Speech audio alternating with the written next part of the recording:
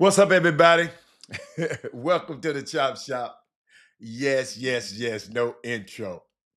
Told you I'm doing something. No intro today. I just wanted to see something, and I'm gonna do this probably a couple more times because I got a new intro I'm working on, and I don't want to play the other one because that music that I'm using. Uh, I want to. I want to look into it a little bit more. You follow me? So I'm trying to get back to set everything up. But welcome, share the show, text tag, tell your friends the Chop Shop is on already. Ain't no music, ain't no. We just in the building. Let me see. I think this that side. Hold up. See, y'all give me a chance to move my camera. Uh, move my camera an inch. Somebody been moving my stuff, man. What's up, Daryl Anderson? I know you was listening for the music. I ain't got no music for you today. I didn't want no music today. Uh, let me see. Oh, here it is. That's what I'm looking for right there. I just had to hit the right button. Let me see. Is the Chop Shop live before yes, let's see. Yes, we are. That's Robert right there. Okay, I'm good. Welcome to the Chop Shop, everybody. What's up, big coach? What's up? Share the show. I know everybody was waiting. I know we early. No, we're on time. We're on time. But I didn't give you the little 2.5 minute wait. So while y'all here and we're here, I might not have that intro no more. I just might pop on like this. Y'all, that's the beauty of being able to do what the heck you want to do. But shout out to Daryl Anderson, shout out to Big Coach, shout out to Brandon Wheatfall, shout out to Thaddeus Moody and D Holcomb. Let me see where I'm gonna start today, man. You know, I I this weekend. And I'm gonna share this with y'all a little bit more. It's just something wrong with my lighting today, y'all. I don't know what the hell it is on this side. It's a little darker right there. Y'all got to understand. I like to have it right, man. When I see things out of pocket, but I'm all right now. Hey, Yolanda, but TSU this weekend. TSU versus Prairie View. It needs no introduction. I've been on the matter of fact, y'all. Uh, if my memory serves me well, this is the first time when I came on board about 4 years ago doing this meeting right here. This is the meeting, Yolanda, that I came on board, but this time it was in Prairie View. It was on a Wednesday. They called me, and on a Thursday we agreed, and on Saturday, Brandon Weefall. I don't know if you know the story. Um, uh, they called me, and and you agreed, the terms on Thursday, and Saturday I had to call the game, share the show on Thursday. Wait a minute, I haven't shared the show. Thank you, my brother. I haven't even shared the show. Hold up. Thank you, man. Thank you. I'm finna share the show. You know what? I haven't, and I know people be waiting on me to share the show. Thank you. I ain't shared the show because I'm usually doing this stuff a whole nother way. So I didn't go by my routine today, and I did not share the show, but I'm sharing it now. Okay, I'm sharing it now. Thank you, thank you, thank you, thank you, thank you. Watch this, watch this, watch this. I Let me share it. I'm sharing it to Twitter.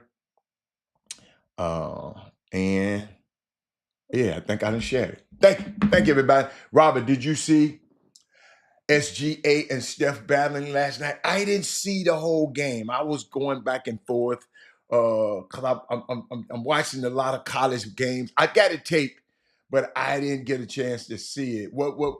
Tell me a little bit about that battle, Keith. Tell me what you Tell me what you saw. I know Curry won the game. I know that much, but I didn't. Y'all got to understand. I'm watching a lot of college games now. More college games before the pro games. I tape all of them though, but I'm watching them because I want to get. I'm trying to learn how these guys call the game. These professionals call the game. So I want to see. Y'all see. I'm watching film. Like these players don't want to watch film. Brandon Reek Ball. I'm watching these guys. I'm watching the Jay Billis and them. I'm watching these guys calling these games. The NBA games. I don't. And a lot of times, y'all, I like to watch. I listen to. I got this system where I can go listen to not the TV broadcast, but I listen to the radio broadcast because I'm on the radio. So I have to figure out, how to be better on the radio. You follow me? So last night I was doing I was doing a little recon work last night, but Warriors did beat the SGA. I mean, Stephen Kisser, was it a battle? Let me see who won the battle. Since you call it a battle, I'm glad you brought it up. Um, Shea Gilgeous-Alexander had 52 points. Hold up, where my glass? So my glasses were right here, y'all.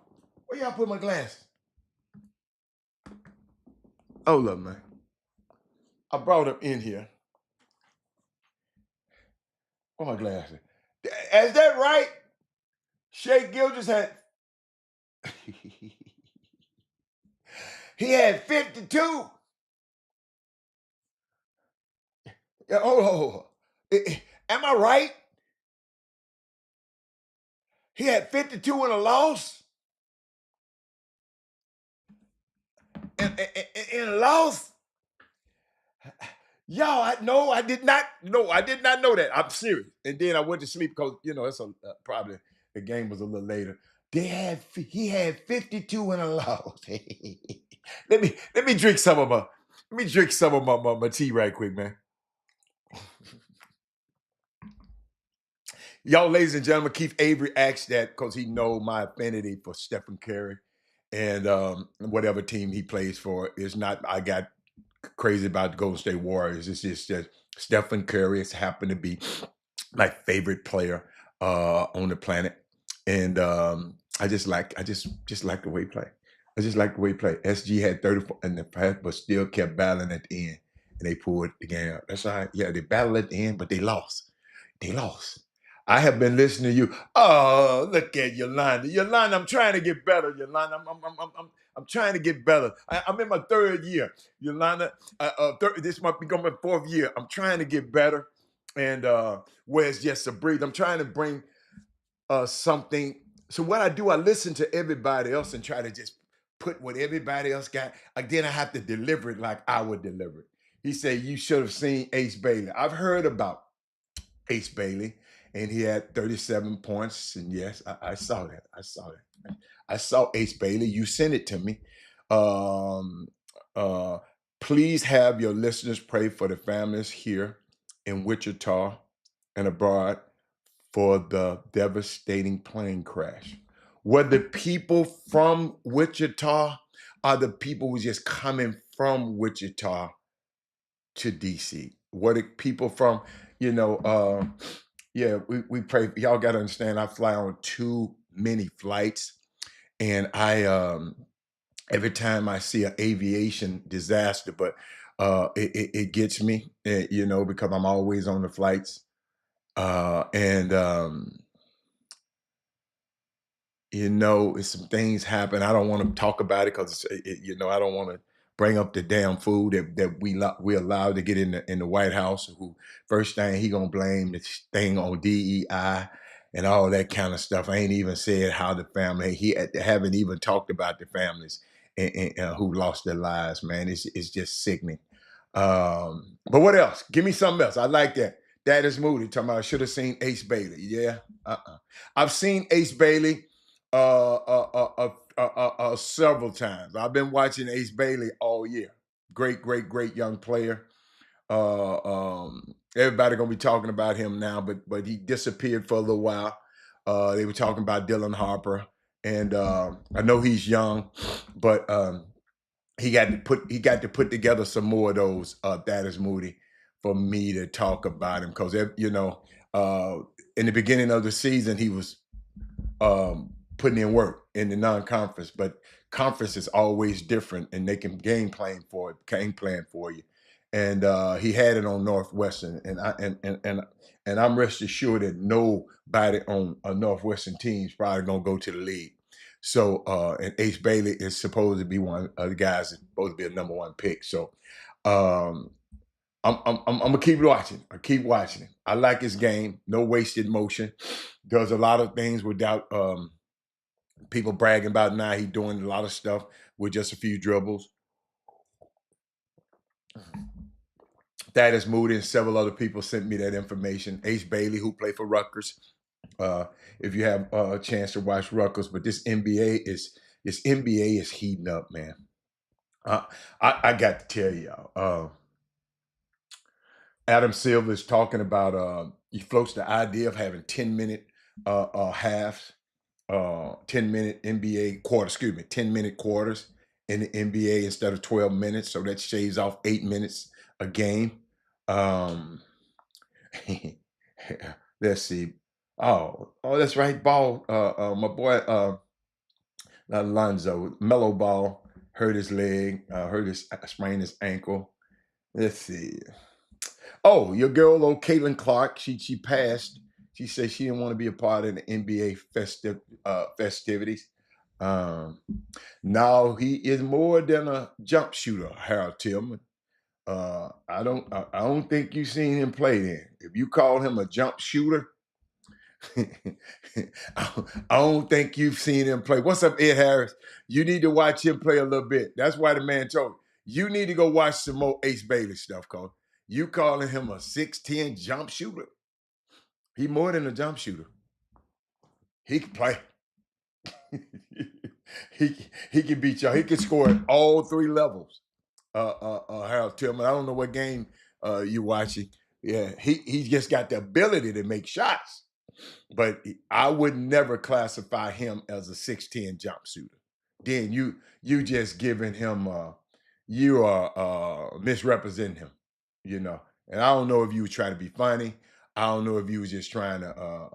I don't know what your your assessment of him or your evaluation, but if you call Ace Bailey a 6'10" jump shooter, you're missing the boat on that young man. He's more than that. But I was thinking about Edward Harris because I haven't been talking about him like I should have. Um, and if anything else y'all want to talk about it, put it on the screen because I'm just gonna go down the line on stuff I want to talk about. Yes, he's a 6'10" defender too, and a throw your mess out of there. Thank you, Thaddeus Moody. But he's more than a jump shooter. He's 6'10" basketball player, and he's a freshman. Uh, and he's gonna be one of the top 3 picks in the draft.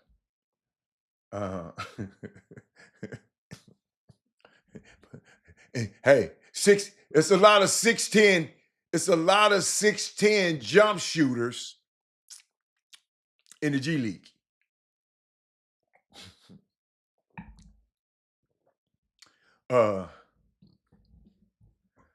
Okay, all right. So, all right. Well, next time you see you put 6'10" jump. If you had to put 6'10" guy that got the ability to make baskets and shoot, that's better. But 6'10" jump shooter, that's what you put on the screen. And I don't know what's in your mind. But y'all I came to the conclusion when the Houston Rockets learn how to win in the postseason. When they learn how to win, when they really learn how to win, they winning now. But I'm talking about when they learn how to win in the postseason, it's gonna be over for them, for the league. If they can keep the nucleus of this team together and not try to go and run off and get nobody else. I was watching them. They are the only team in the NBA that have defeated Cleveland, Boston, and OKC this season. They're the only team that has that's the only team. Y'all got to get this now. They the only team. And Ed Harris, I don't know if you were watching the show last year. Ed Harris. I went out on a limb before the season started last year. And I come out here and say, I guarantee, I said it, that they're going to make the playoffs.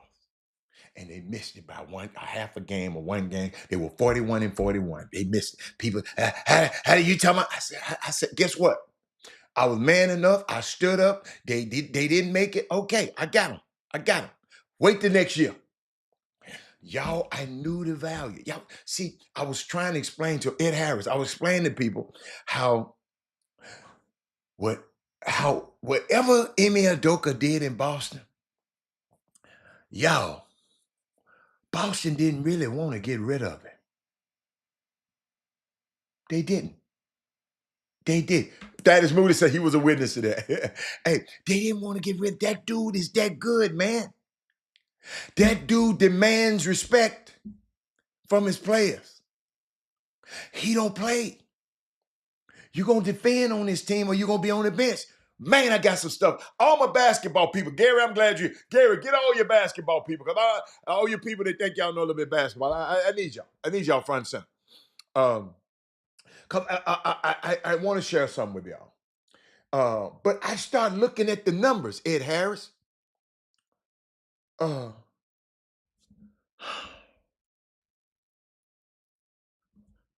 look at some of these numbers. They are in the top 10 in offensive rating. They are in the top 5 in defensive rating. They are 6 in the NBA in net rating. Go look it up, what net rating means. Yo, these are elite numbers. And I asked people, said, Robert, they said, don't this team need a fourth quarter guy? You know, a guy that come just get buckets in the fourth quarter. Then I looked at it, Ed.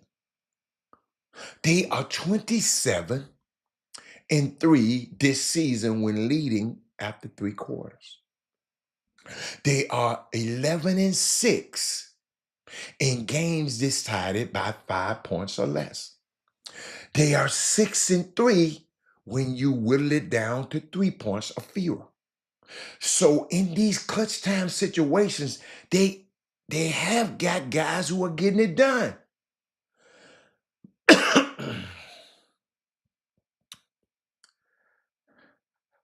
Harold Tillman, everybody under the tutelage of Popovich don't necessarily mean you're a great coach.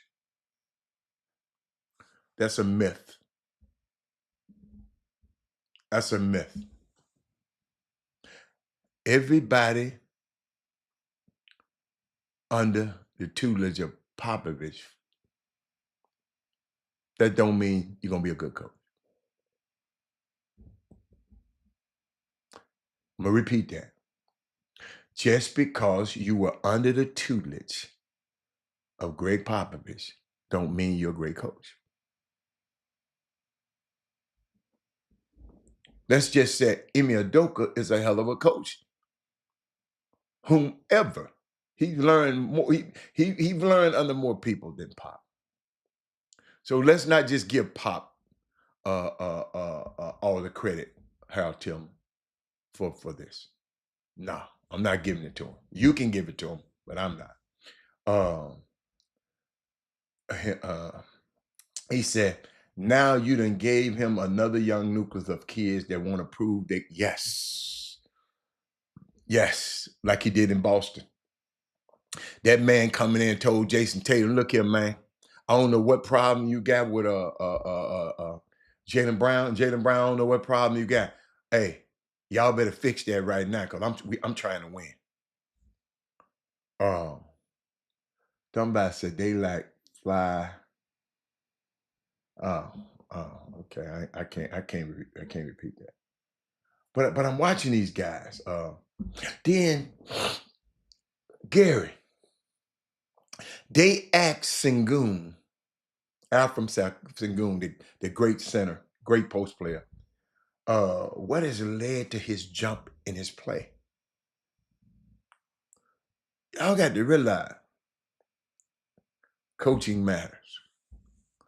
And sometimes you get it and sometimes you don't. Sometimes you're just in the right situation. Sometimes you're not. What's the kid name up there in Boston? He wasn't under Pop's tutelage. The coach at Boston right now. He was under Brad Stevens' tutelage. But they asked Sengun what has led to his jump in play. And the first thing he highlights is the belief that Emi Udoka has shown in him.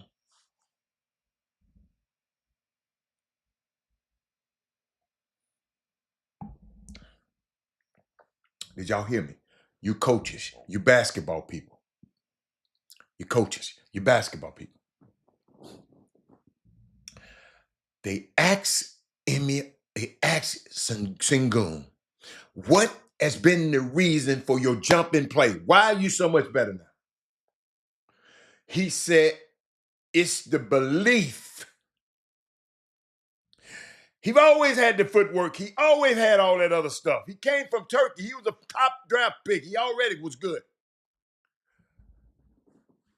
Coaches, Missoula, coaches, I'm trying to give you something out here. Players want to know you believe in them. Hold up, y'all. Summer coaches.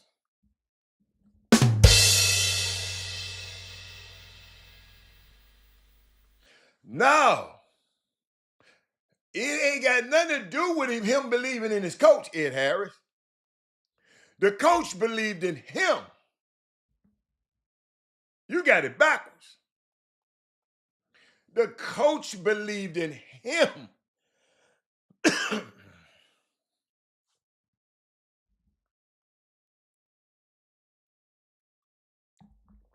Big coach, I know you're still on the screen. Take my hat off to big coach. Shout out to him. That young man that introduced me to young players, young basketball players in this area that I probably would have never met because he's bringing them to the game. He's bringing them to the TSU basketball game. I'm getting to meet DJ Matthews. I'm getting to meet Reggie Rito and the crew and the big fella from I think it's Grand Oaks. I know his name. It's gonna pop up. Y'all know I forgot Missoula name, so you know I can forget a high school player's name. But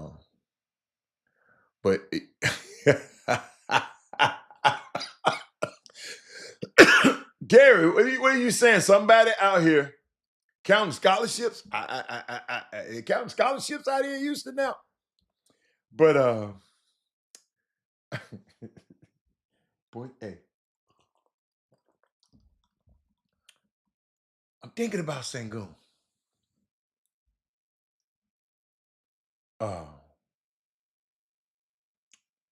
He said the belief that Emmy has showed in him. And by the way, this is rare. Some coaches don't show you that they believe in you. Nigga, it's your job. You got to do this. You got to do this. And it conversely highlights the times y'all got to realize when Sengun got benched. Jaden, thank you, baby. Jaden Murray. Sengun got benched for not doing what Emmy wanted. So, ladies and gentlemen, what cause a coach bench you don't mean he don't like you.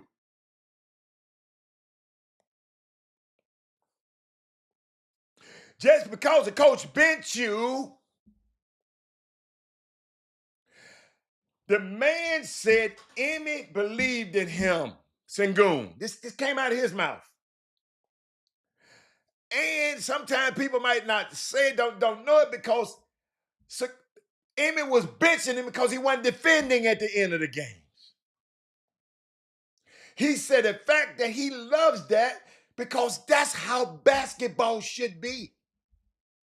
If you don't give the coach what he wants or what he needs and what he needs and what he wants, then you have to sit. Mark Sears. If you listen, these coaches want to win. If your son has a chance to make, y'all, every time I talk to these players, Ed Harris, you know what they tell me? I mean, these coaches, when they talk to me about players, they say, Robert, can he help me win? Could he help me? Could he play for me, Robert? You know what I demand out of these players?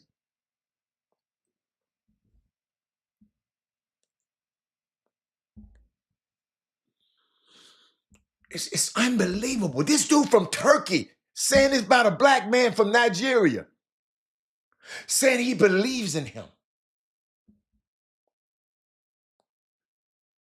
Now, everybody don't have a common goal, Ed Harris. Everybody don't want to win. You know how I can tell that? You know how I can tell that? I've seen people on the bench, you done won the game just because you didn't play, you over there pouting, ain't cheering for you. The common goal is not to win the game to everybody then. I've seen it firsthand. I look at the bench screams.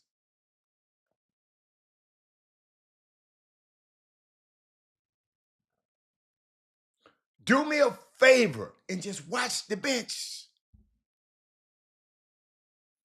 Your team that won, one team undefeated, one team got one loss, and you still mad? I didn't play that much.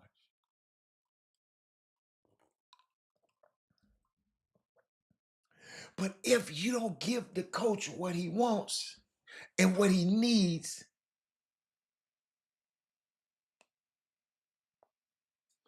you have to sit. I got to repeat that. Because some of y'all, man, he on the team. I was ready to play. Yeah. They didn't play JV.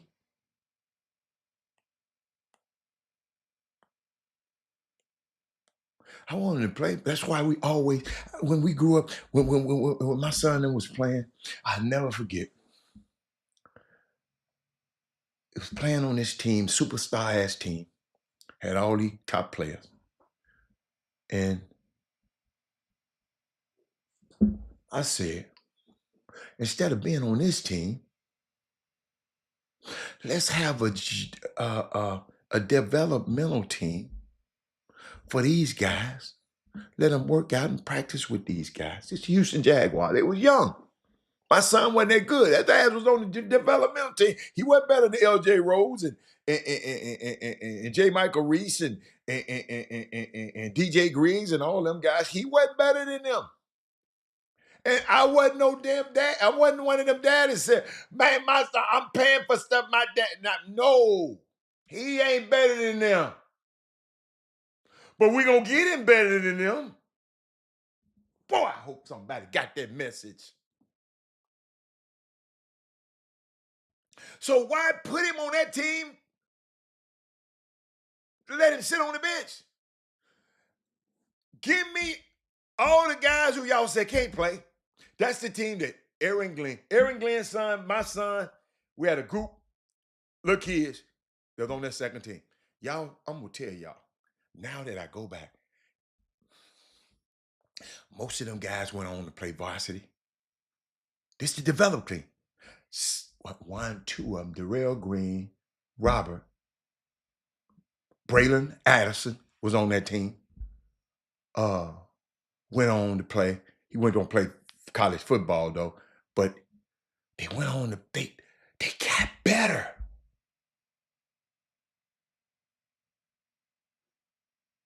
They got better. They got better. We worked them harder. Y'all, and I was the kind of dad. Rashid, DJ, every time Robert get the ball trapping, Robert couldn't dribble that good. He was a football player. He wasn't that good. But guess what?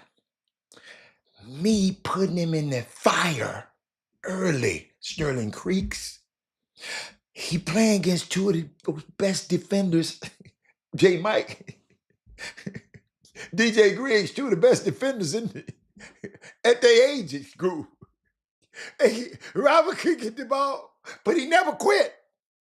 I never messed with him because he kept looking at me and said, keep going, son. Keep going, baby. Keep going. Keep working. Keep working. Y'all got to realize I was allowing my son to fail.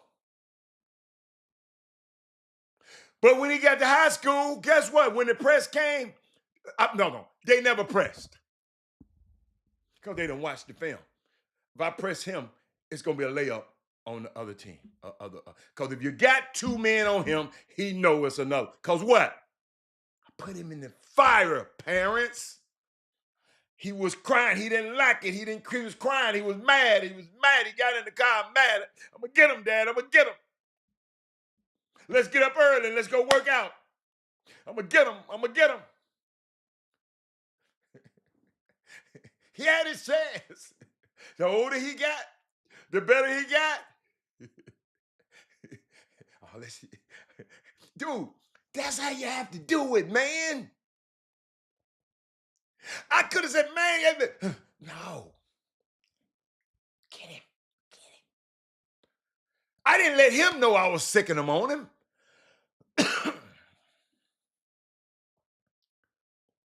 Then the kid go, so he already had. So what? Two defenders coming at him.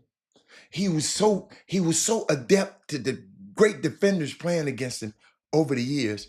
When two defenders coming at him, he was smart enough to understand, ladies and gentlemen, these dudes don't practice this all the time. They ain't gonna be in unison. There's two different human beings. One of them I'm gonna be able to attack. I'm not gonna attack both of them. I'm not going through the middle and split them and act crazy. I'm gonna tag one of them outside shoulder, and guess what? Now we got the numbers. He grew up learning that because of what? DJ Griggs, J. Michael Reese. They used to kill him. Rashid Suleiman. Oh my God, him and Rashid had the battles. Them was the battles. But can't always be the best player in the gym. You got to find some killers to show. Yeah, yes. If you the best guy in your gym, Sterling Creeks, you need to find another gym.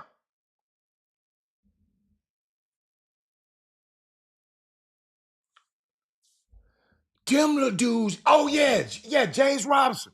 That's James Robinson. I'll never forget how this stuff all happened. God, I'm glad you brought that up. I'm at Academy buying football because football season. Robert, football dude. My son didn't. I didn't listen, ladies and gentlemen. I ain't want him to play basketball. I did. Why, Robert? Because I played. I didn't want him to play because I knew how hard I was gonna be on him. I knew. He came to me. Never forget. James, we were in the academy. James said, man, what's up, man? How old your son? He said, man, come over here, man. Come on, we're gonna play basketball. I said, man, he don't play that much basketball. He got a basketball goal in his backyard, but he don't play it that much. He play it for fun. He said, man, just bring him to my practice. Then he started lacking it. But they knew he was good at football. He wasn't good at basketball. So they used to trap him and stuff like that. Robert got mad. And Robert, one of my favorite, Sterling Creek, one of my favorite things was, he said, Dad, I don't want nobody to be able to call me sorry no more in basketball. I said, now, wait a minute. I said, you know what you asking me? He said, I don't know, but I know I don't want to be sorry no more. I said, look, I'm going to be hard on you because I'm going to teach you how to do it the right way. But I can't have you putting your mama in this. Me and you got to make a pact. Because it's going to be some days it's going to be hard. And you're going to go and try to tell your mama. And I know it.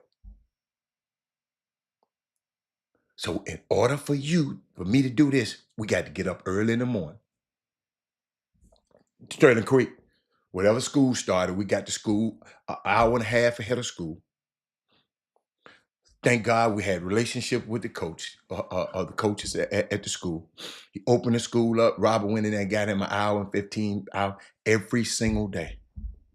Them hours add up, man. Hold up. Monday, Tuesday, Wednesday, Thursday, Friday. That's 5 hours. In the evening, add them hours. Saturday and Sunday, because we didn't want to miss a day. After church, we getting something done. So that's how he got better. But he had the proper, I told y'all, we went a long time just learning how to pivot and learn how not to carry the ball. That's why he didn't do all that Allen Iverson stuff. He was just, he did the Isaiah Lloyd Thomas crossover. He didn't do the Allen Iverson crossover because he can call carry. He went a whole season without a traveling or carrying call because the stuff that we put in the beginning.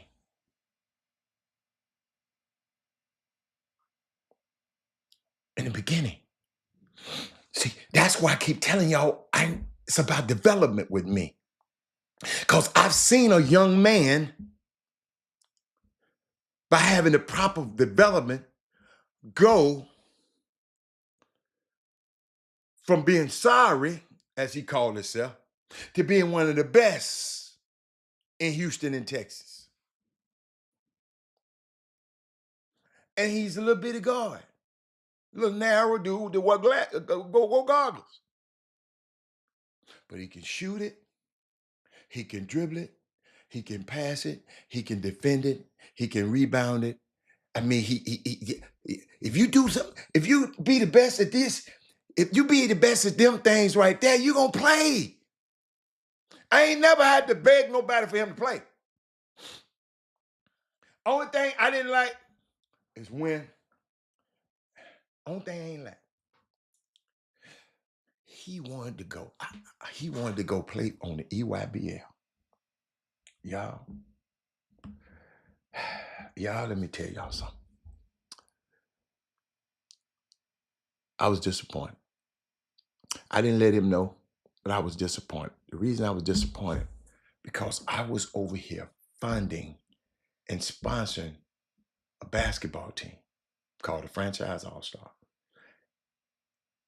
And my son wanted to go play for the Houston Hoops.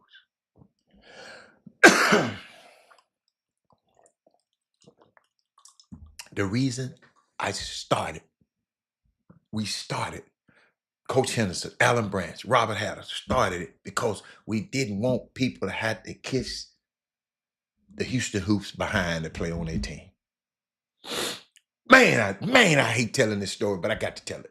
That's why we started. We wanted kids to have an option.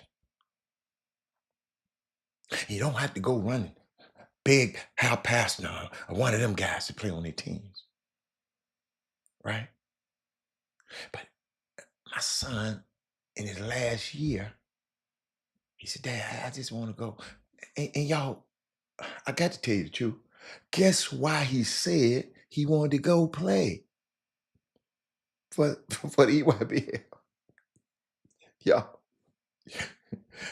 Dad, I want them sneakers they got. They got EYBL on them. He said, you can buy me all them other sneakers, but I have to play on this thing here to get them. I got to play in this.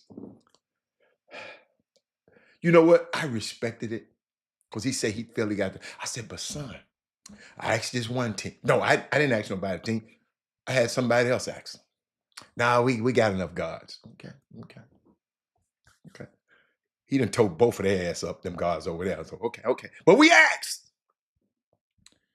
So thank God for Justice Winslow. Robert called Justice Winslow. He said, man, next thing you know, yeah, come over here to our workout. He came over to the workout at what's the name of that place? St. Thomas High School. By the time that workout was over, they stopped. They came with a big duffel bag and stuff and said, hey man, you going on the next trip with us. That's why I said, thank Justice Winslow. Because guess what? The grown folks was in the way. See, they had, but then I realized the politics that goes on with that. But there are other people who they thought they wanted to be. All I wanted was listen, big coach. All I wanted to do is put them all in the gym together. I knew Rob was gonna win. He was gonna out point guard the other point guard every time. I ain't saying he was the best, but he was gonna out point guard that. They had a team full of stars. They had a team full of great players. They needed somebody to make that work. And I knew he had it. That's parents. I'm telling you this story because my son left a place where he know he was going to be the man.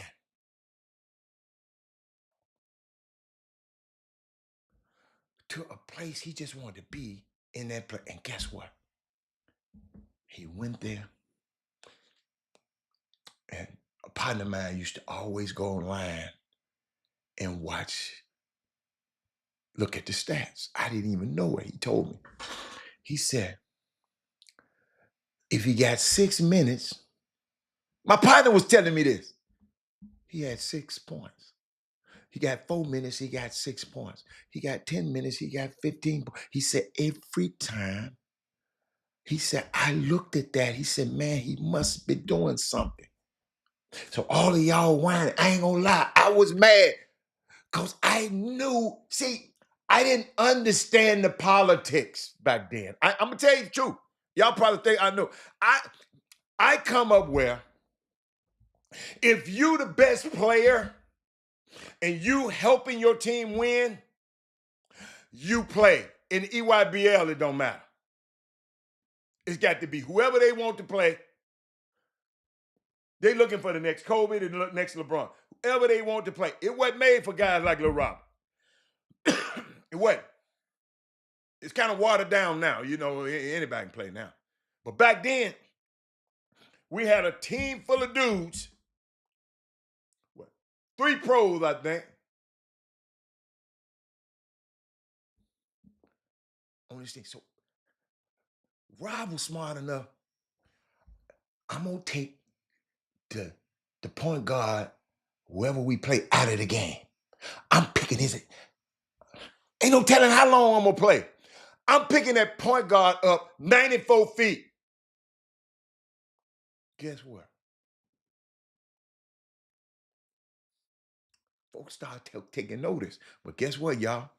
I told them, if you're not an Ivy League school, or if you're not Stanford, he's not interested.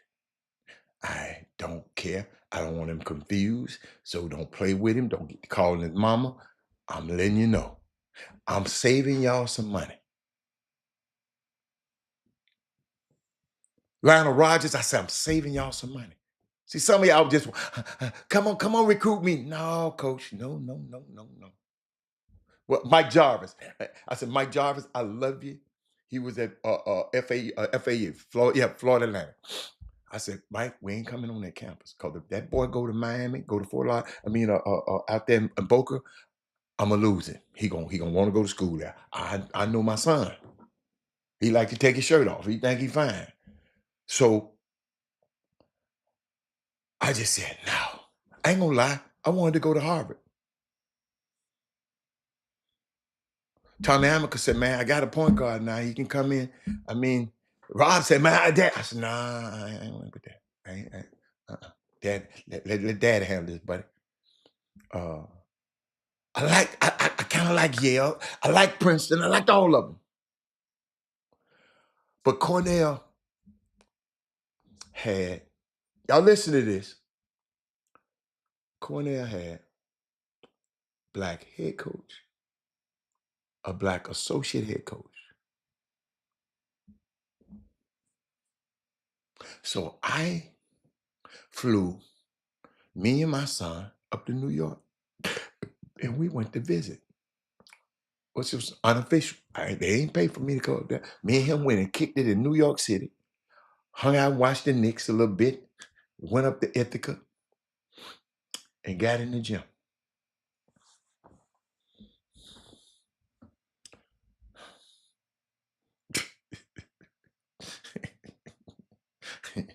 He wasn't playing.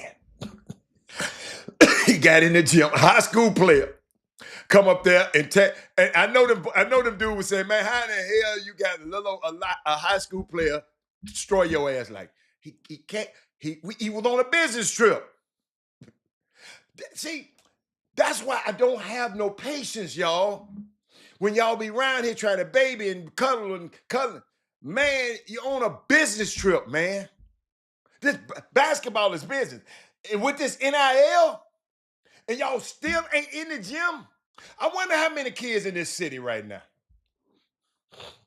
that's at your school an hour and a half ahead of the school, getting you some workout before school start.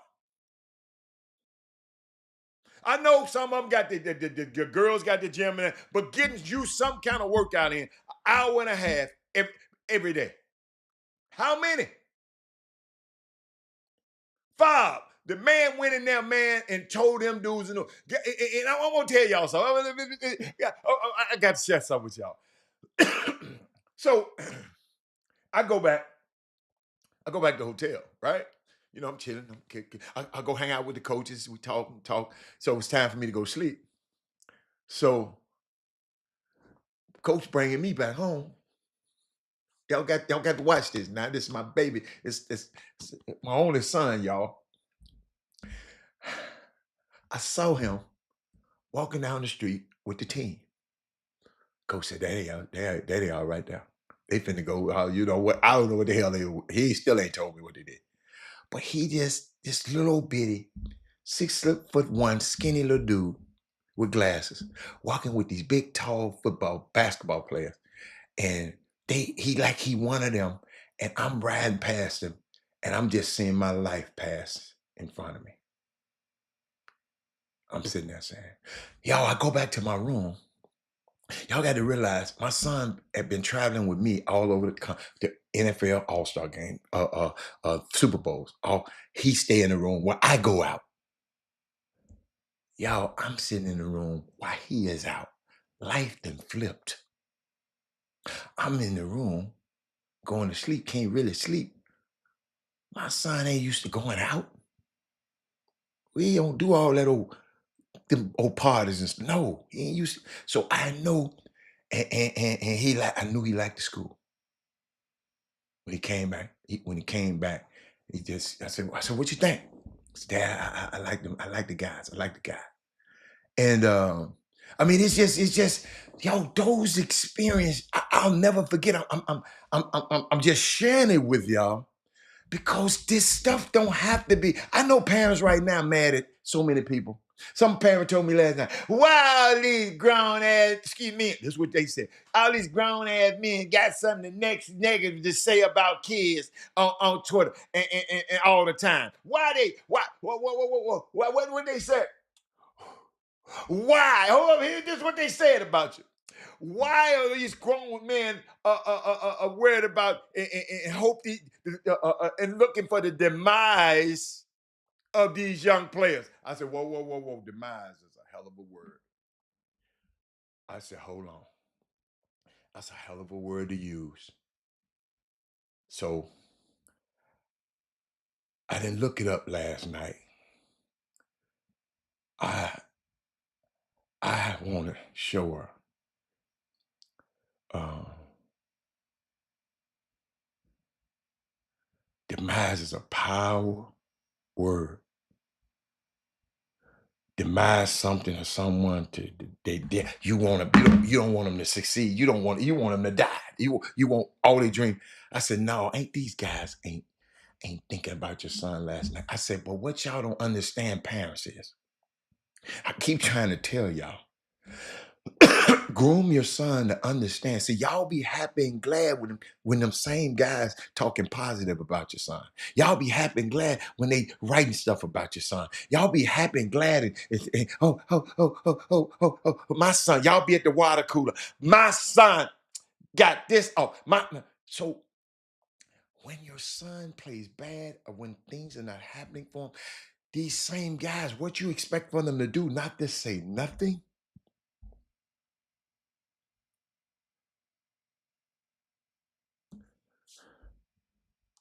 I noticed ain't nobody put up and said what high school player they know they're spending an hour. See, that's the problem. And y'all worried about nobody not being a McDonald's American? McDonald's Americans, that's how they think. They up early in the morning, afternoon. I'm watching. Yeah. Shout out to Wiley College. But I'm just sitting here. I'm just listening to these parents, and I just don't understand. Wow.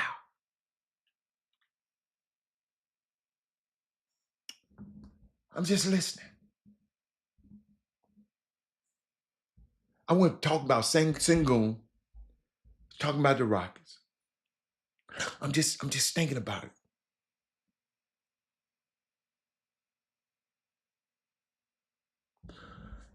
Yo,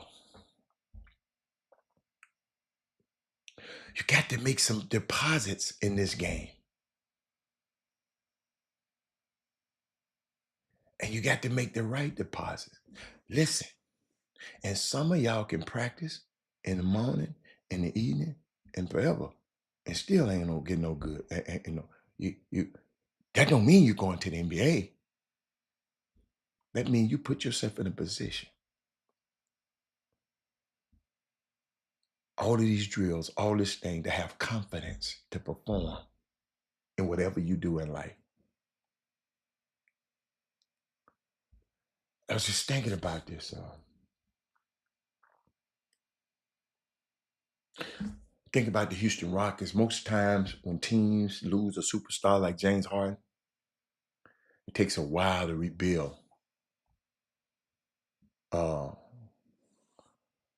to relevance again, right? But the Rockets has gone from the second worst to the second best in the West in just 2 years.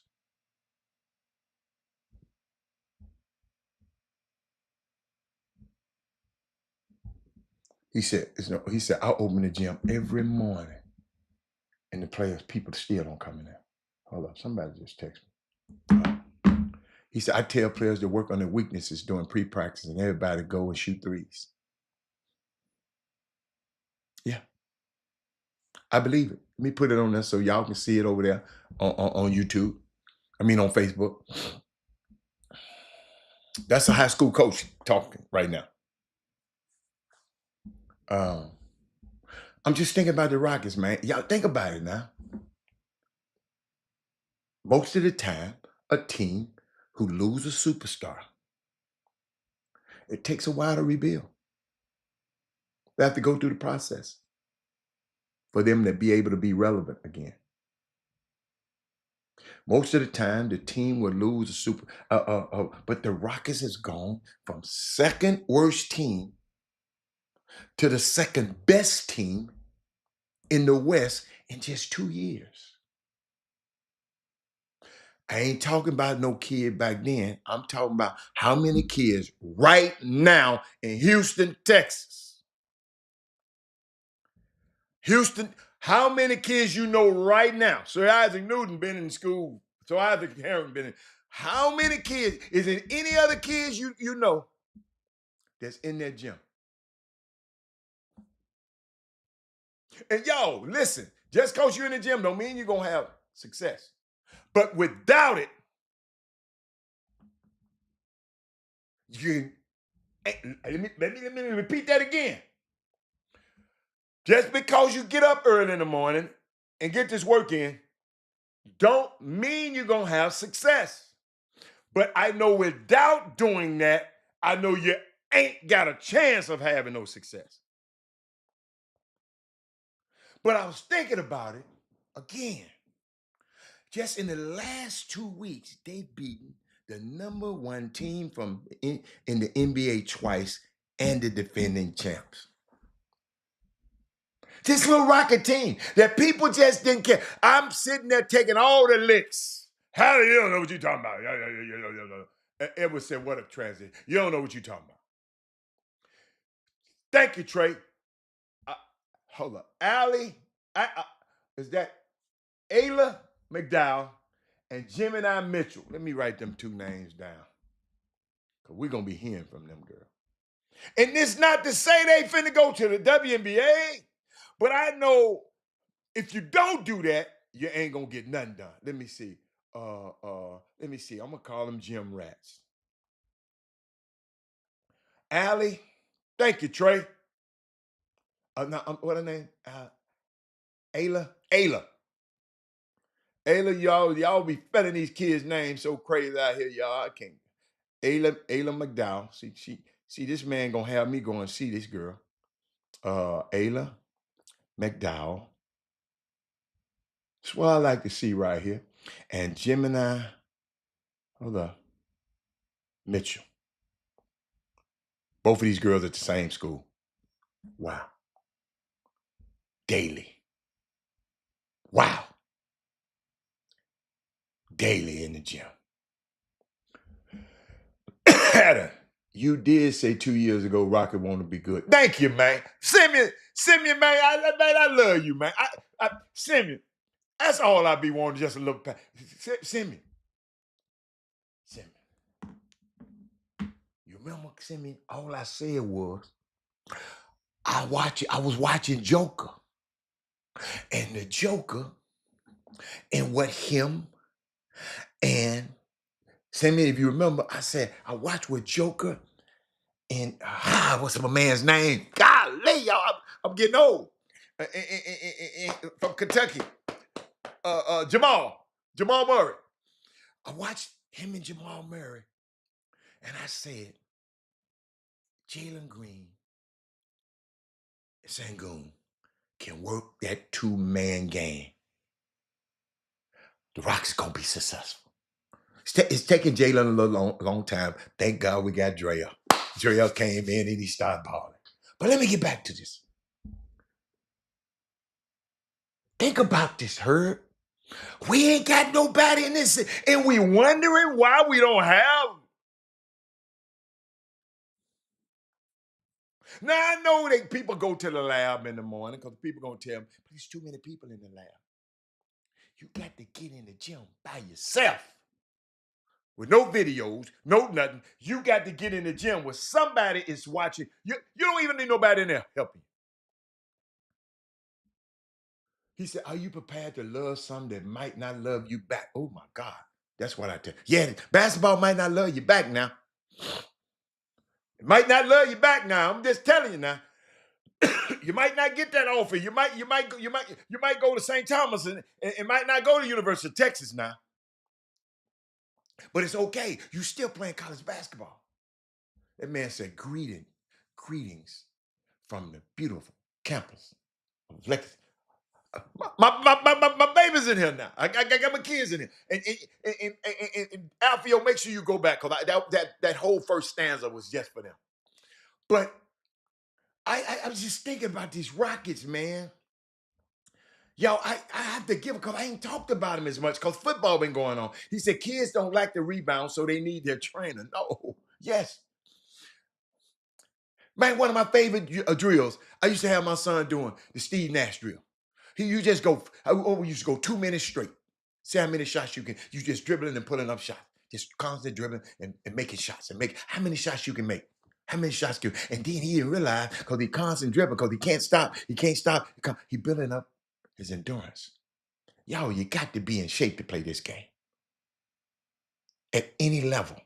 Because the other guy, because you trying to break the will of the other guy. If he get tired, he getting dunked on. If he get tired and have one false dribble, I'm ripping him and putting him in the rim. That's all you trying to do. You trying to break his will. It's you on him. Alea McDonald is a Malaya is a McDonald All-American and headed to South Carolina. See, I didn't even know the girl.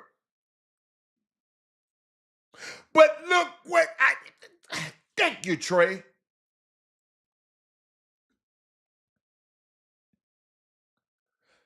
Trey, I'm putting it up there, Trey, so people on YouTube can see. Yo, my son, he wasn't no McDonald American. But guess what? He had some colleges wanting him. And he went to the college that I wanted him to go to. Harvard and fall to Cornell. Wasn't bad. Hold on. Did I tell you, the people who don't know? Who might not know? Ed Harris. He started the first game on campus. Ed Harris, I know you knew. Big coach. When he got on campus, you know, what I put in him all them years, when he got on campus, I said, look, first night, you walk in the gym when you get on campus, first night. After you done put up all your, you done put up all your, the mama and grandma and went up there and decorated his room, all that. I ain't trying to do all that. When you go in that gym tonight, whoever playing point guard, whoever thought they was going to play point guard, you tear his head off. I don't care how many of them, tonight. First night you in there, they know about you. You tear his head off. Ladies and gentlemen, that night, I got a call from my son. You know what he said? My young kids at the Legacy School of Sports Science, you know what he told his dad? You know what he told me? He said, Dad, there's a new sheriff in town. I'm going to be PG-1 at this school. First game of his career. 30-some thousand and this big gym at the Carrier Dome, Syracuse. That's his first ever game. I was nervous. What? Man, my heart was beat. I got there early. I'm one of them dudes. I did get to the game early. Cause guess what? You know why I get to the game early? I want to see who the first one on the floor. I want to make sure his butt is the first one on the floor. Because if there's a scout or anybody in there watching, they want to know who the first player. I keep trying to tell y'all, if your kid playing in college and a scout's coming to his game, y'all looking at the scouts while they're at the game. But the scouts sitting way up there before the game started. They want to see who the first person on the floor is. TSU, I know who the first people on the floor. The first people on the floor, the people you see performing, the people who busting ass every game, them the first people on the floor. It's not, y'all, I'm just trying to give it to you like it is. I mean, I know, I don't know if you've been told this before, but we're still talking about, did she play on the Cypher team with Chavez? That is Moody, yes. Okay, she's a bad girl. Alea and Chavez turned out the Nike EYBL in Chicago. Also, she played with Chavez. Man, I want to see her now. Y'all got me wanting to. The girls basketball season ain't over with yet. I got to see her. I got to see her. Them 2 days, I got to go see South Springs play. I just hate going way out there. But, ladies and gentlemen, I am glad we had this conversation. Because sometimes y'all, I know what y'all up against in this summer basketball. I know the people who run summer basketball, all these people who think they run summer basketball. Y'all, they don't run y'all. Y'all run y'allself. They don't run y'all. Let me tell you something else. I told y'all something about, I can't wait to talk to y'all about it on Monday. But I asked y'all, and nobody else has emailed me. Nobody has talked about it. Nobody has. It just kills me that we don't get it. But I done did some study on it, and I'm gonna bring it practical to you Monday. But I mentioned something to y'all.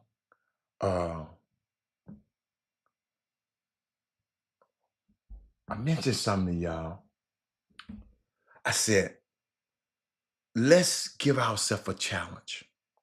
Nobody emailed me, nobody texted me, nobody said nothing about it. And when we talking about sports, I got it. Watch this. Bob, you're gonna be involved in this. Check this out. I said, let's give ourselves a challenge. The boom boom room, the feed, the people, and our sphere of influence. Simeon, I got you. Happy birthday to baby. Simeon turning 50 tomorrow, man. Simeon Sims, man, happy birthday, man, and many, many more. But I got something for y'all now. Reginald Simpson, I want you to share this with your friends too. Because Monday, I got some, I'm gonna tack on to this. But let's give ourselves a challenge. Y'all, let's have a FUBU February and think intentionally. I told y'all this, I think what's that date? What day was it? What? On January the 23rd, I told y'all this. Nobody texted me and said, Robert, wait a minute, nobody texted me. It's killing me, y'all. FUBU, for us, by us. Let's give ourselves a challenge on the Chop Shop. I said, nobody called and told me. Nobody comment on it. Let's do our best in the month of February, from February 1st to February 28th. They gave us the shortest money. Let's do our best to see if every dollar we spend can be spent with a Black institution. Anybody on the show, anybody remember? Because ain't nobody emailed me, ain't nobody said nothing about it. I'm going to let you know later why it matters. On Monday, I got some. I promise you I got something for you on Monday. And it's not just about cause that we like wearing kente cloth and throwing up the Black Power fist in the air. This ain't got nothing to do with this. This ain't got nothing to do with this. I need y'all. Nobody text me. Nobody emailed me. Nobody said nothing about this.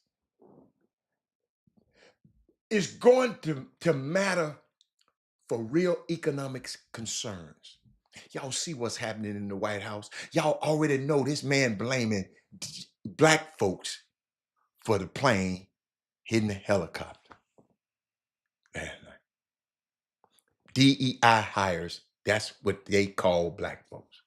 So I'm looking forward to FUBU February.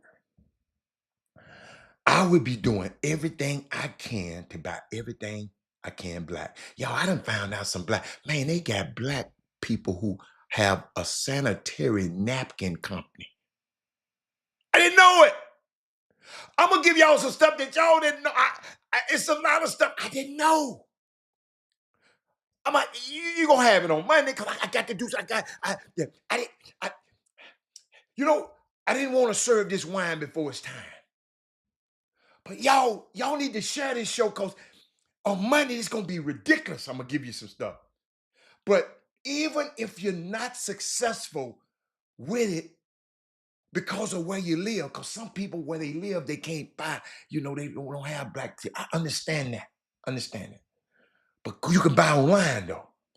What we're really trying to do, y'all, this all I'm trying to do is change the way we think about how we spend our money. Right? If you can buy black all month, good. Amazing. You're at the top tier if you can do it. Some of you might be able to, might not be able to do everything black on. I understand that, but you can do something. But I know we got black owned Pampers. I already sent them to my grandson. We got black owned toilet paper. I didn't know. We got black owned laundry detergent. I didn't know. We got black owned leather goods and bag goods and black owned seasoning companies. And we got a lot of black owned stuff. People need to let us know when they have staples of black products. Staples. I like staples. Now, I know if you got shea butter and incense and oils, and that's lovely and that's great, but I ain't talking about that right now. I'm talking about staple products that we use every day, that stuff that we rely upon. Food stuff like canned goods, frozen foods, our farms. Let's source true black farmers.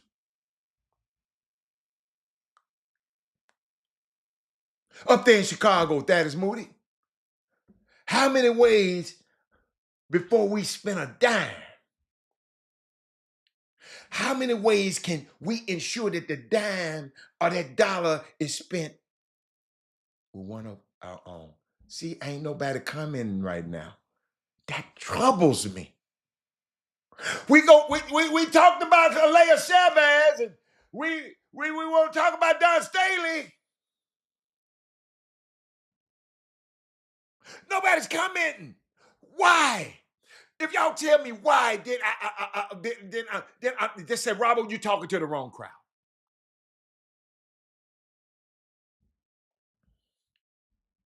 We commented about the Rockets. A Trump supporter on the Rockets.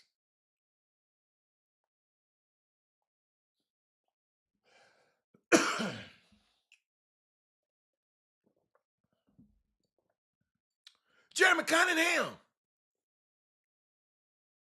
Think about this, Jeremy. On Monday, Jeremy, you got to come back on Monday because I got some stuff for you. Jeremy, intentionally, with every dime you have to spend, you consciously take a moment to ourselves. Jeremy, I got a food truck that sell wings and all kind of stuff with Memphis flavor wings in LA. I'm on a golf course playing golf with some guys, about 40 of us. We play golf. We leave. Next thing you know, all 40 of these guys came to the business and intentionally said, we're going to buy you out today. Intentionally. I didn't know they was coming. But they said they had been listening to me on my show talking about being intentional. So they said they intentionally came over to buy you out today.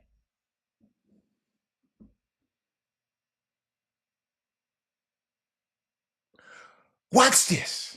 Watch this. What if all of us intentionally went to the Anthony Lawrence collection and everything we saw intentionally, boom, boom, boom, that we lacked on that website, and we bought it all at the same time?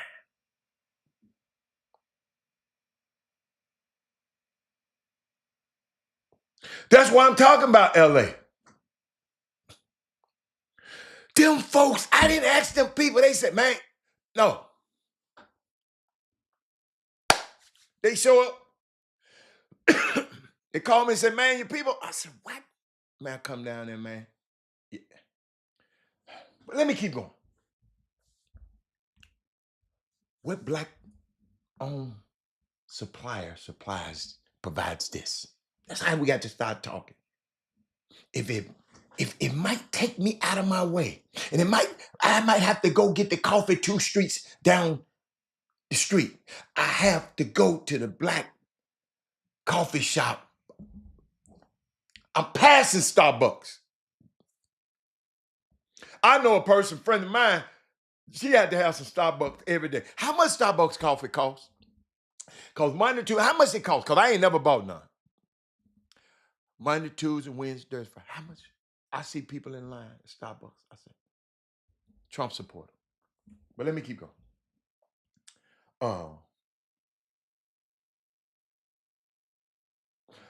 but we're going to have FUBU February, man. All I'm trying to do is change your mindset. Don't get mad. Well, I ain't gonna do it. If you don't do it, it's okay. But I want your mind to be on your mind. Because the white American mindset of domination and white supremacy has always been here, ladies and gentlemen. And they ain't going to change the way they are. We are the ones for the past 60 years been not doing what we're supposed to do. We got to redefine what it is to be successful and being able to, and just not being able to go to their schools and learn their information.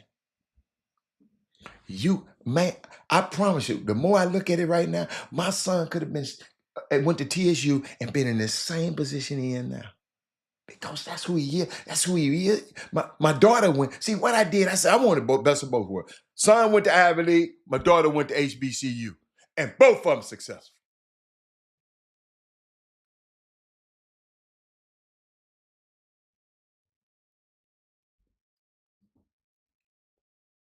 Check this out, y'all. We FUBU February. I can't wait to Monday. I want to share some. Y'all can go do whatever you got to do because Saturday it starts.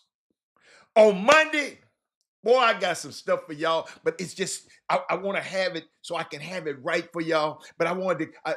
I told y'all of this about on January the 23rd. I mentioned it, and I intentionally wanted to mention it again to y'all today, so y'all can never ever say, "See, y'all, we got the y'all." It,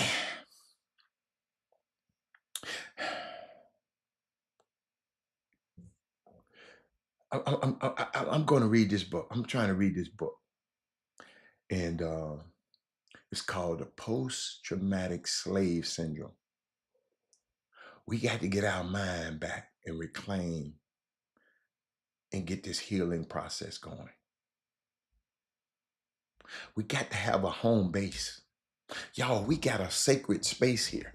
That's why I don't let nobody down and talk negative. You don't have to like me. The information I'm giving you, I know it's helping people. You see my email list? All you people that, something wrong with y'all. If y'all don't understand, like Edward Harris said, it's great information. Edward Harris, I'm going to agree with you. My nephew is on the line. What's up, Stan? You don't have to agree with me. What's up, Matt? Bang, my man, Matt. Boy, I tell you when I get off the show. Just thinking about you. FUBU, think about this, Matt. FUBU February. We make a conscious effort of buying something. Conscious effort. And I know people listening and watching this show because Matt, I told the situation out in LA playing golf and I got a food truck out there. And Matt, let me know when you're in LA. Let me know when you're in LA now. All right, I got something for you. Just let me know when you're in LA. I got something for you. I want you to go by my food truck. But we out there, and man, I'm just on the golf course. I'm playing with these guys. We playing, going back and forth, and they know about the show. They watch the show. But Matt, when these guys finished playing golf, went back to the crib, and they said, "Man, your friends are here at the truck." I walk out, 40 men out there standing in line saying, "Man, we're gonna buy you out today. You're gonna have to go re-up. We're gonna buy every wing you got." That's what we got to do. Matt, that's what we got to do. We got to find out a day. We got to go to the ALC collection. And all of us, he support this show. He's on this show. February, we got to pick a date. And everybody, we're going to go on that site and buy something all on one day. We're going to do it at the same time. Don't go now. Save your little coins. Put it aside for the ALC collection. Y'all got me? James said, okay. So the closest big city is Chicago. Man, that guy really read her. Didn't know it was all true, but oh, okay. They talking about something. They got their own conversation going on. But where else? Where else at? Let's go. Let's go. Let's get back. FUBU February. I had to go there. Because we forget about it. Did I finish talking about the Houston Rockets, how good they are? And Matt, soon as you go on the Detroit Pistons, they start winning. Y'all know that's my other team now. Got to go with Steph. Got to go with the Rockets and the Detroit Pistons. I do work for them. And they're winning. The Detroit Pistons, did y'all think y'all could have? Soon as they go hire Matt and guess what? And he ain't put his hands, he ain't put his fingerprints on it yet. Congratulations to y'all out there, man. It's unbelievable. Matt, we supporting you, the Detroit Pistons. I know what's going on up there. Great job. But I was thinking about the Rockets again.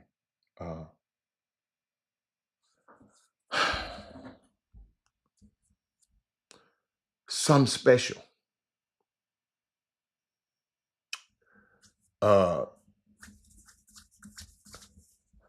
Y'all can't wait for me to talk about this. Wait a minute. What y'all can't wait for me to talk about? Barry Sass says Illinois State Senator Napoleon Harris has resolved what situation? That is what's going on in Chicago in a city council meeting in the township. Talking about where they got the fighting? Did you talking about where they got the fighting? The dude said something about the man's wife and the girlfriend who was on the city council, and the guy got the fight. You think I'm gonna sit here and talk about it? Is that what you talk about? You can't wait for me to talk about? You got me messed up. I'm talking about FUBU February. And I hope, James Samaro, you ain't saying wait till I talk about. Is that what y'all talking about?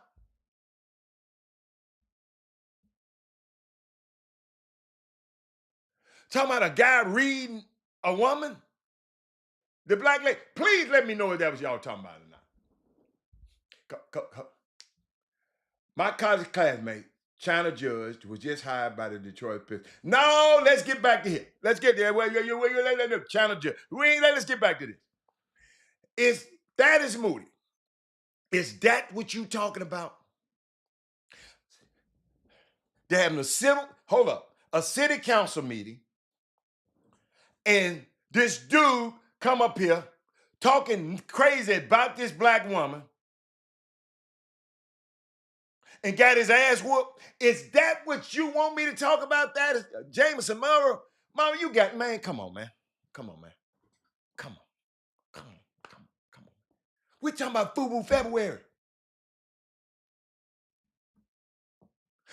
Not foolishness February.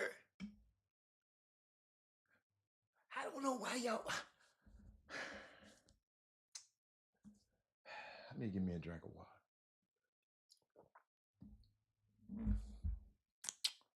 I'm sitting up here talking about black business.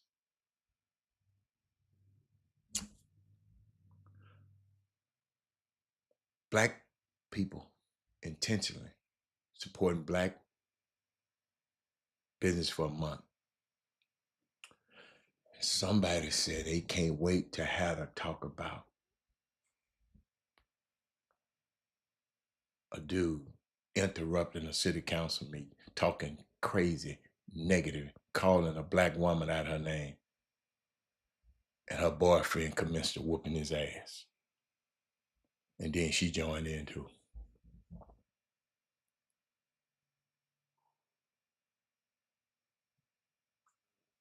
Wow. I'm just gonna leave that one there. Let's get back to let me get back to the Rockets. Let me tell y'all a little bit more about these Rockets.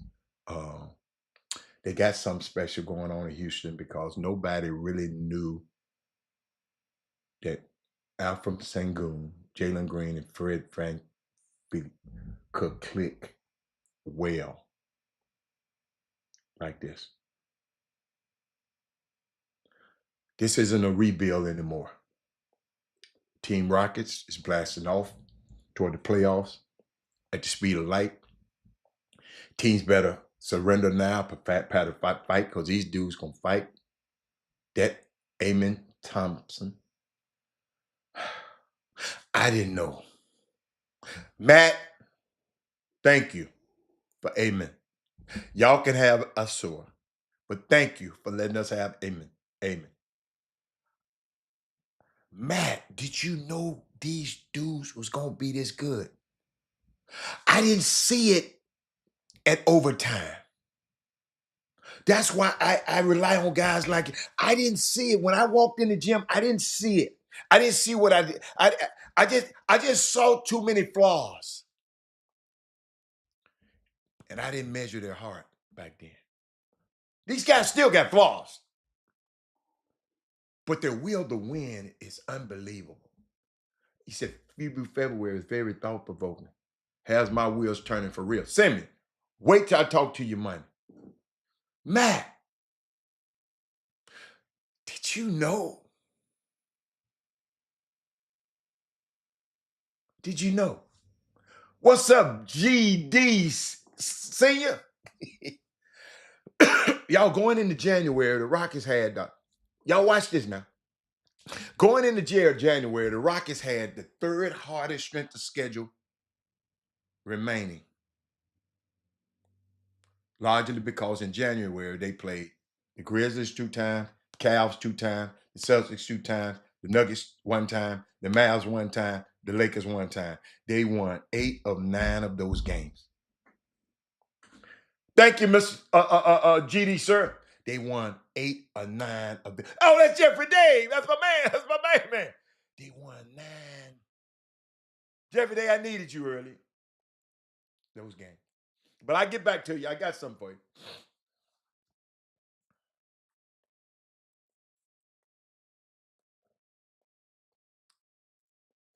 But let me keep going. They now, the Rockets, now got the easiest schedule in the NBA. But I got a question for y'all. Do you try to trade them? No, sir. No, I'm not going to trade. No. Why am I trade Jabari?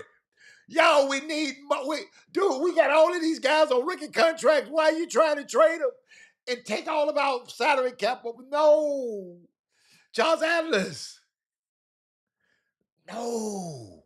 Charles Atlas, hold on. Hey, Charles, I'm glad you're there, baby. I'm glad you're there. Stay there, coach. Coach Atlas. Stay there, coach. Coach. We 5 games behind OKC and beat them. And the Warriors beat them. And we done beat them.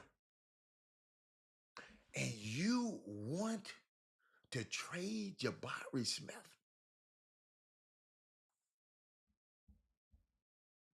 No. Why? What? Who, who you trying to get? He said, I do have a question about them trying to open up Martin Luther King's file. Do you think they are trying to open it up to get rid of MLK Day as a national holiday? Hey, Jeffrey Day.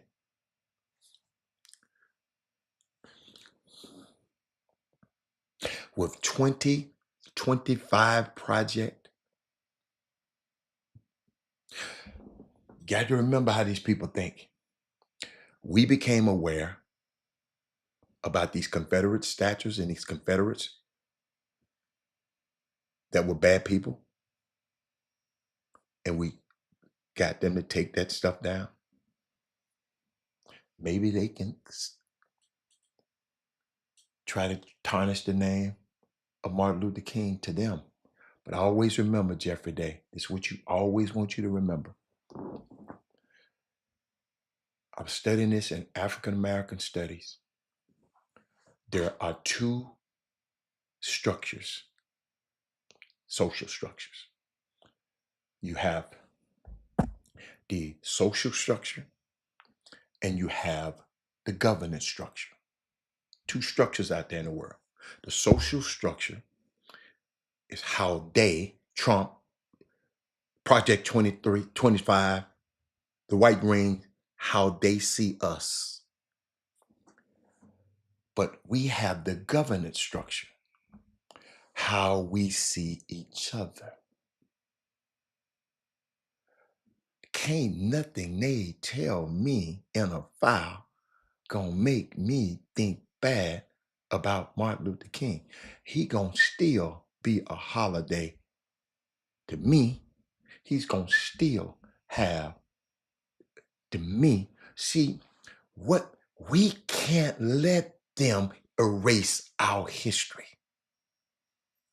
That's what they're trying to do. That's why they don't want to taught in schools. That's why they don't want you to see. Gosh, thank you, Jeffrey Day. Boy, this is what I love about y'all, man. We can be talking about something, but this is good. This is good. Let me see some. Let me finish. Let me finish some here. I like that. I like that. I like that, Jeffrey Day. It's a good question. Let me put it back up there. I want to put that back up there because that's, boy, I love when y'all do stuff like this because it makes us think. Now you're not being delusional. You understand what they're trying to do. You are an educator. They telling what you can't teach.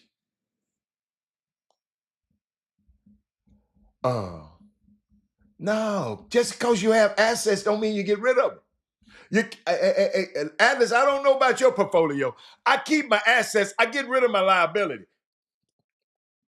Y'all watch how I'm going back and forth on the screen. Charles Atlas still, he just asked, you keep your assets, you get rid of your liabilities. He said, I was listening earlier, but couldn't come in. I need that diaper company for your niece. I got you, baby. I got you. I don't care what comes out of the MLK. He is still to me. That's how we have to think. Hatter, what would you do possibly? No, sir.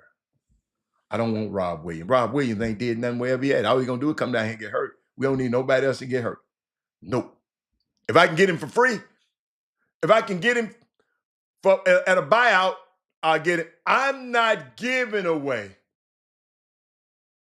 But Robert Williams, Herb, he can't never stay healthy. But Jeffrey Day, I'm gonna get back to you. He can never stay healthy. Herb, I would invest a lot in him.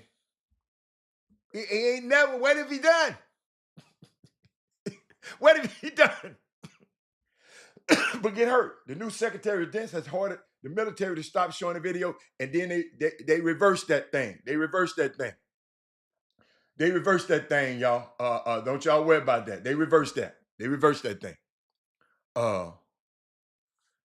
They reversed it. What else we got? The new Secretary of Defense is up. No, no, no. You better go back. You better go back and look at the whole thing. Don't go back to clickbait. Abate. Yeah, the Air Force came and stepped in. Said, "Oh hell no." They had to run through the gauntlet, a hard schedule. Oh yes, yes, yes. Let me keep going. Roller Mart had a good clip about what? What do you have a good clip about? Because I ain't seen it yet. Maybe I need to go and study. But I was thinking about it. Jeffrey Day said something. Home court advantage looked good from here. Jeffrey Day, I like that, man. That's a good question. But Jeffrey Day, let me explain something to y'all. I'm gonna show you how this thing is. Jeffrey Day, have you ever heard of Adam Clayton Powell?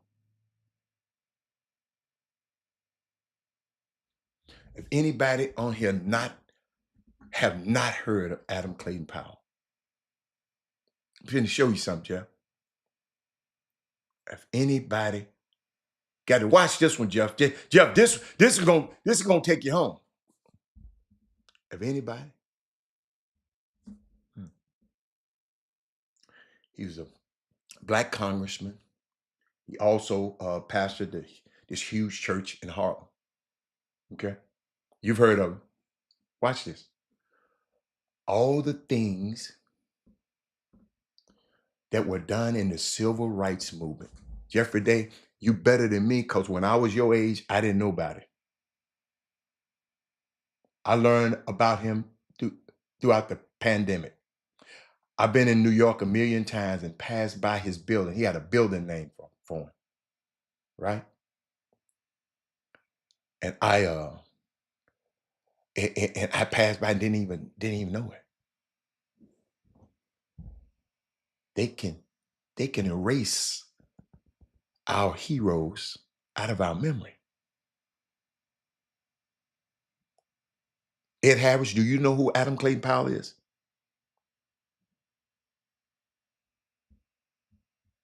Do you know? Coach Atlas? I know Trey Phillips know. He's been on this show long enough. Of all the things that were done, Jeffrey, that were done in the civil rights movement, he had done in Harlem 20 years before. The bus boycott, the boycotts against public utilities. He was the first to use the black church as a political instrument as well as a spiritual institution. You thinking they open up these files for a reason. You're not delusional. I didn't know this, Jeffrey Day. At your age, I didn't know that Adam Clayton Powell had the "Don't Buy Where You Can Work, Where You Can't Work" campaign in New York, Harlem. I didn't know that. Powell probably, and I said this because my vast studies over last few years, Powell probably did more for any African American to change the 20th century for black people. But guess what? The vast number of people like Robert Hatter didn't know about it. Right? Yes, they can erase your history because they'll stop us from not talking about it. Thank you, Jeffrey Day, because I'm going to tell you, you're not delusional. They're going to try to tarnish his name so we can sit up here and we're going to be the first ones because we want the mess. We want to see the people fighting in the city council. We like to hear the mess. I've been knowing for a long time because I'm from Memphis. People were telling me Martin Luther King. Yes, he did. I was reading somewhere where the FBI, one of the FBI files, they said compared to Martin Luther King, Malcolm X is a Sunday school teacher. In other words, Malcolm didn't cheat. Malcolm didn't do nothing. Malcolm didn't do nothing. Y'all know who Malcolm was friends with? Adam Clayton Powell and Dick Gregory. They was partners, all three of them. Think about this. Adam Clayton Powell let a Muslim speak at his church. He let Malcolm X speak at his church. All the other Baptist preachers say, oh, no. Adam Clay Powell, come on. But let me keep going.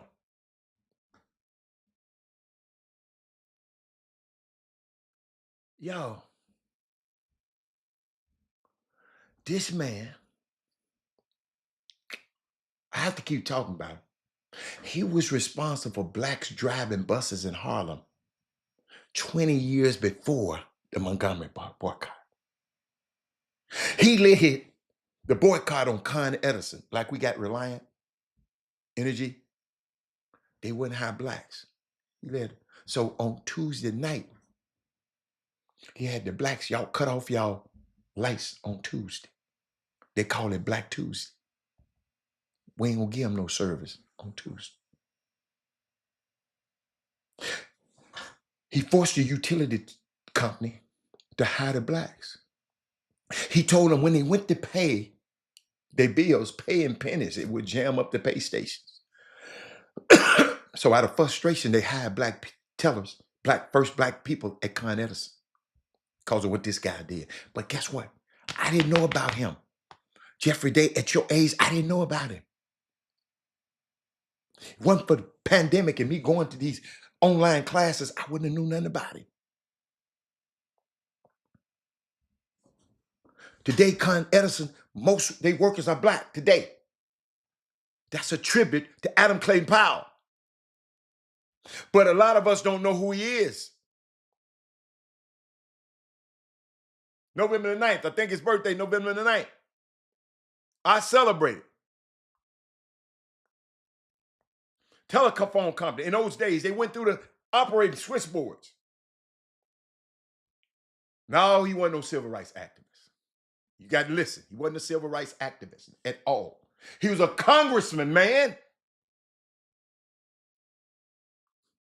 They say he's a civil rights activist. He was a congressman. He just did stuff. He was a congressman and a pastor of the largest church in New York. They call him a civil rights activist. No, he's a bad. Hold up. He jammed. You jammed up the switchboard. He said, jam up the switchboard. Y'all, all the blacks call. Every time you dial a number, call the operator. They make her give you the numbers. They tied up the switchboards in New York City. The people on Wall Street and other places in the city council, they couldn't get phone calls through because black people had jammed the lines up because of this man stinking. The 29th. Right, thank you, 29th. We should be celebrating his birthday, ladies and gentlemen. They had the first 4 blacks as telephone operators because of Adam Clayton Powell. See, when Martin Luther King started the Montgomery boycotts, the same guy they trying to get rid of that Jeffrey Day talked about on the screen, I'm keeping it up there, Jeffrey Day. Martin Luther King said publicly, he learned the tactics of the Montgomery boycott by reading the book called Marching Blacks by Adam Clayton Powell. He wrote it in 1944. How many of y'all knew that? I didn't know that.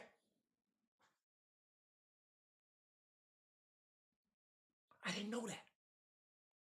Not only, and you're not delusional, Jeffrey Day. They coming for him now. I'm gonna show you why. You're not delusional.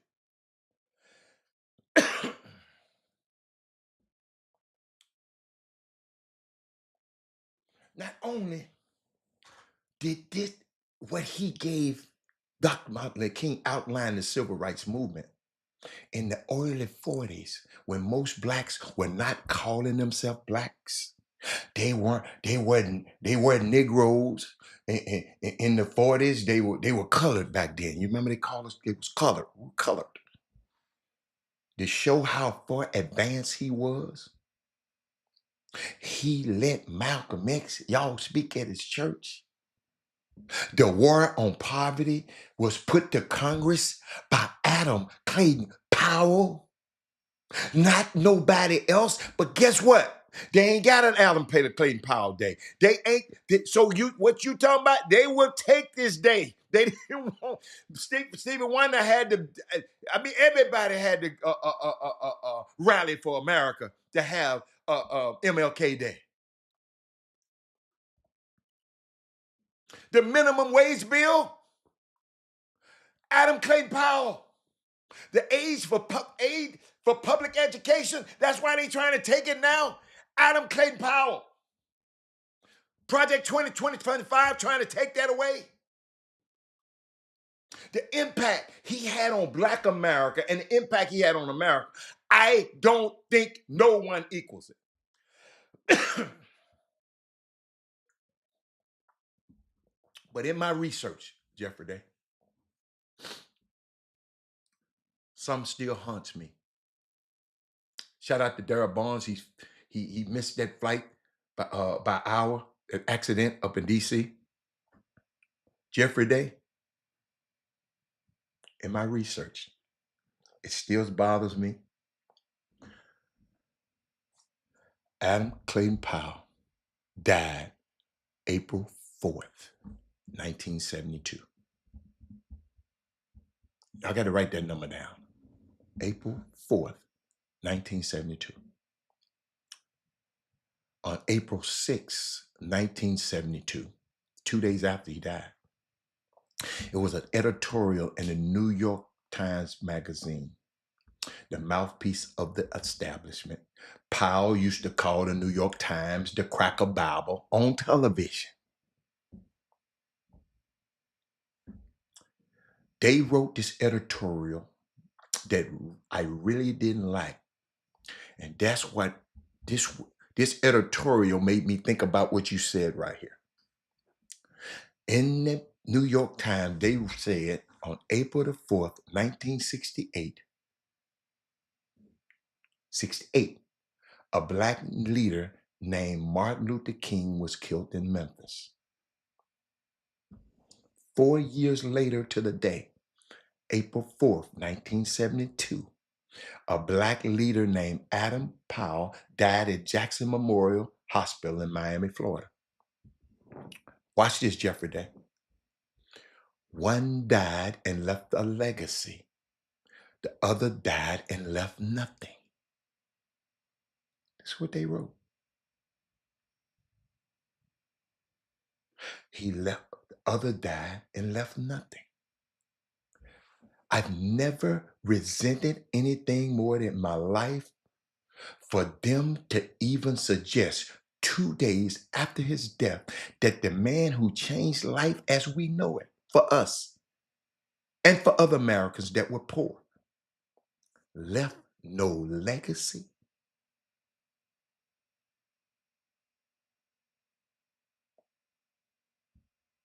They're always trying to play one against the other. They don't want us to follow the model of protest and power. Imagine if a guy like me had grew up knowing who he was. I was 6 and 7 and 8 years old knowing who Adam Clayton Powell was. I don't want to rob the next generation. I'm not going to be a generational thief. I want somebody to give this and let your young man hear this. Let your young fella hear it. Let your young Black kid, your young Black woman listen to this. I didn't nobody give this to me. Somebody that powerful can go to Congress and let me finish. Even if they will accept your protest, you're not supposed to have any power. And Adam preached power, economic power, and political power, and he did it. He never bowed down to them. He was defiant. One of the facts of Powell's life was he made a speech at Howard University in 1963. What if me as a 12-year-old, a little bitty boy, would have known this man made this speech. Where he was the first one to utter the term Black Power. And when they asked him about it, he said, we want to seek audacious power, not just power, audacious power. So you think you being delusional, Jeffrey Day, by them opening up Martin Luther King files? Donald Trump ain't opening them up for you. He opening it up for Project 2025 so they can go to work. I told y'all about Project 25. Hey, Trump ain't got nothing to do with that. He said he ain't got nothing to do with that, y'all. Let's be some good 20% and vote for him. He's a businessman, Robert. I'm a businessman, Robert. He's a businessman, Robert. Okay.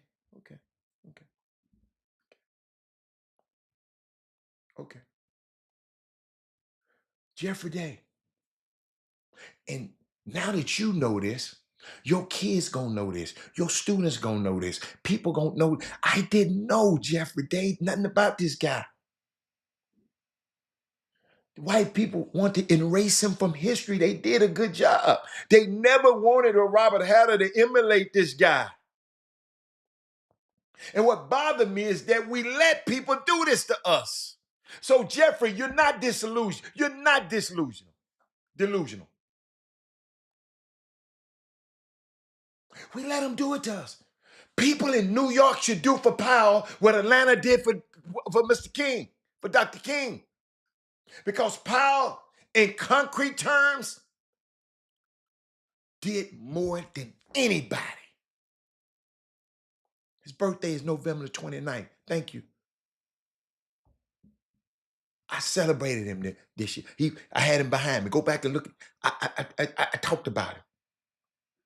And it's amazing how we're able to reduce a man that I don't care who you name. He did more, and they tried to erase his name from history. They did a great job. But the pandemic got me to go into classes online. And I heard that name and I studied him. I said, oh my goodness. Why have I not heard about this dude? Boy, I can tell y'all some stories about him.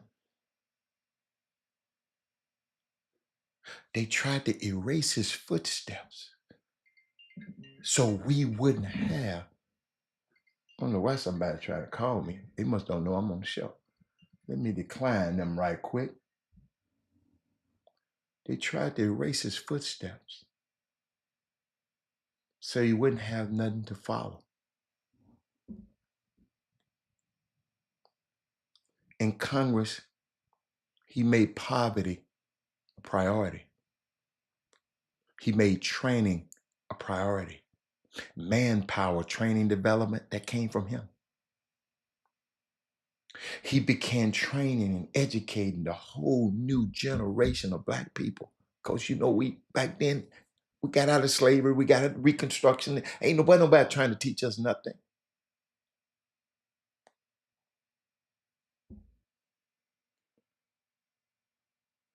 Now we are the product of multi-generations of people who've learned and put it down to us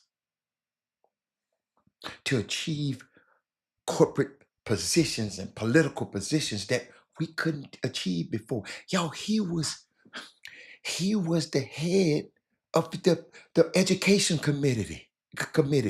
He was head of a committee in Congress. He got 56 bills signed, legislation pieces signed in 5 years. And we got 56 people in Congress right now. We can't get the George Floyd bill filed or the John Lewis bill signed. And he was the only one up there. He was one of a kind, yes. Because what? You know why he was one of a kind? Because they kept him out of our memory. They wanted him to be one of a kind.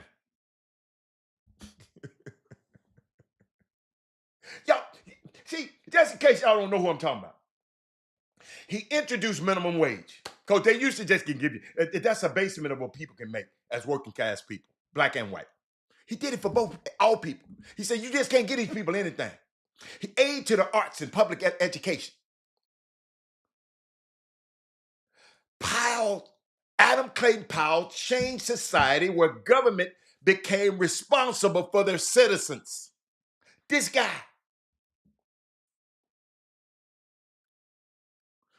They didn't want to have another one of them because if Robert Hatter had to know who he was when I was a young man, boy, I'd have followed right in his footsteps. I'd have been a preacher and went to Congress. Use my church as a base. If I'm going to copy a cat, I'm going to copy the baddest cat. Kobe copied Michael. I was going to copy Adam.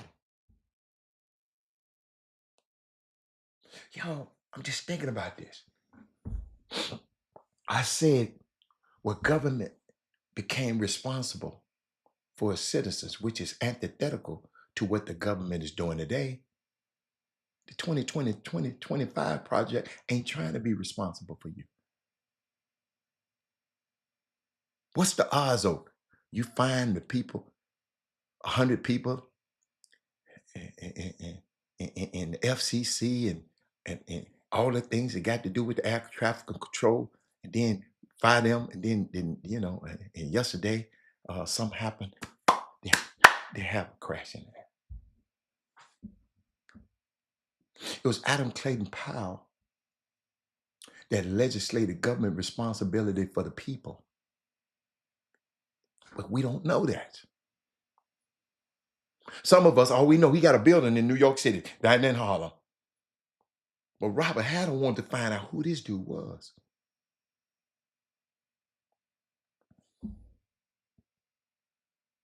When he was a chairman of the House Education and Labor Committee, he was the chairman. He was proud of that. He passed 60 bills. I shorted him for in 5 years. There was a letter given to him by the president saying that there was never a more productive chairman of a committee in the history of Congress. He was in Congress for 22 years. He never had a phone at his home. He had to go, you had to go to the house and give him a message. You had to call him at the church. One day the little guy, the president, LBJ was on the phone. They sent the little kid down there, said, knock on the door, Miss Powell, president on the phone. He said, tell him Big Dad is resting. Wait till 5, I call him at 5. Then he get to the church at 5 o'clock and call Lyndon, baby, how may I help you? That's him. That's how he talked to the president. Lyndon wanted something, but he had to give us something. Somebody asked me one day, Jeffrey Day, what time is it? Oh, yes, we're almost there. Somebody asked me, Jeffrey Day, they asked me, they said, how would I compare him to today's politicians? Let me get you off the screen, Jeff. How would I compare him to today's politicians? I want y'all to remember this, right? I want them kids, I hope them kids in the class listen to this. I would say it's like comparing the light bulb to the sun. The sun operates on its own power and lights up the world, where a light bulb is cut on and off by others. Politicians today are cut on and off by others. That's why we got this debacle in DC right now. They do not operate under their own energy. They're not even in the same world as Adam Clayton Powell. I think it's a disservice to his memory to even mention them in the same breath with him. I think White America has succeeded in the generation behind him to erase him. But y'all, let me know, it's my generation. We must redeem him. I hope some people heard this story today. I wasn't going to tell this story today. I wasn't going to even talk about this. I was talking about the Rockets. They couldn't vote him out because the people loved him. They never sought the approval from. He never sought the approval from anyone but his people. Y'all, you remember I told you he was the chairman of the committee? He brought the committee in DC to Harlem right outside because he wanted his people to see what happens in the meeting. They had a congressional meeting right on the streets in Harlem, people up on the balconies, out looking. They conducted it because he said, no, I'm bringing this. I'm the chairman. I'm bringing it to my city.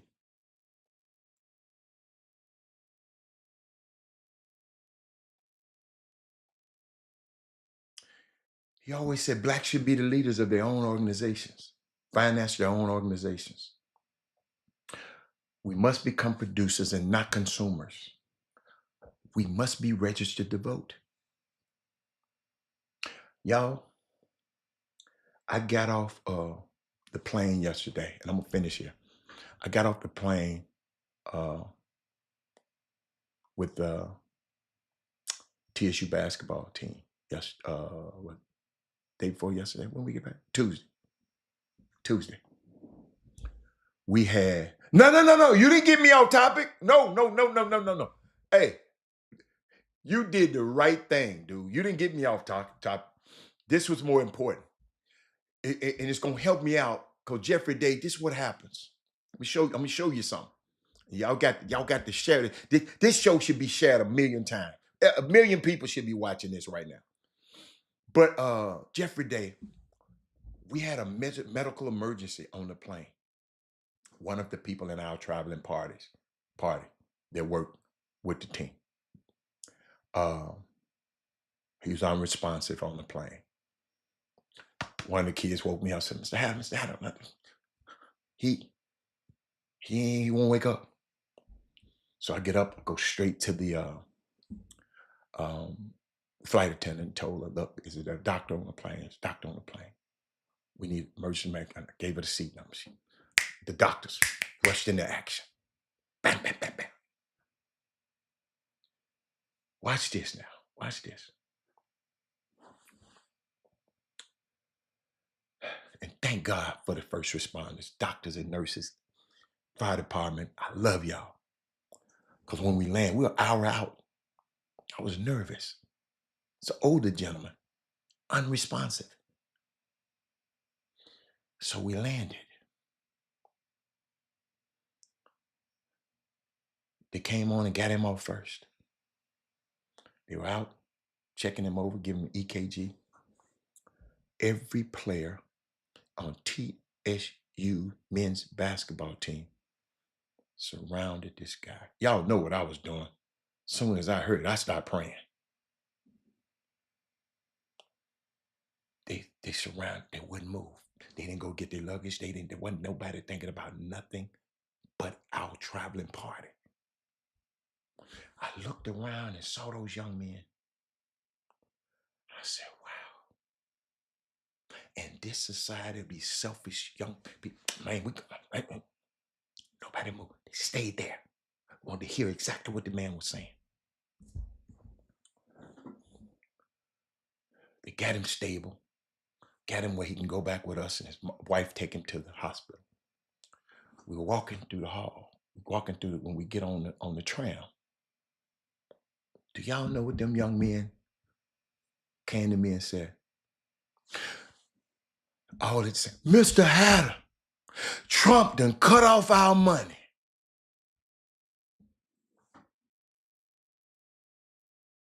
Did y'all hear what I just said? Trump done cut off our money. They were worried. And I sit there and explained to them and gave them a civic lessons on how Trump can't do a damn thing to their money. Now them young, they was at ease. They was getting tweets and they was getting texts and they were people don't know how this thing works. But those young men, I was there. They just experienced this trauma with one of our people could have been died on the plane. And they get off the plane, Jeffrey Day. And them babies come to me and tell me, he done cut off our money. I said, he don't have the power to cut off your money. But Mr. Addy, I said, he don't have the power to cut off the money. President is the executive branch. They don't handle the money. The Congress distributes the money. That's why it's so important. And I said, which one of y'all's ass didn't vote? Mr. Addy, I ain't vote. Mr. Addy, I ain't vote. I said, that's the problem.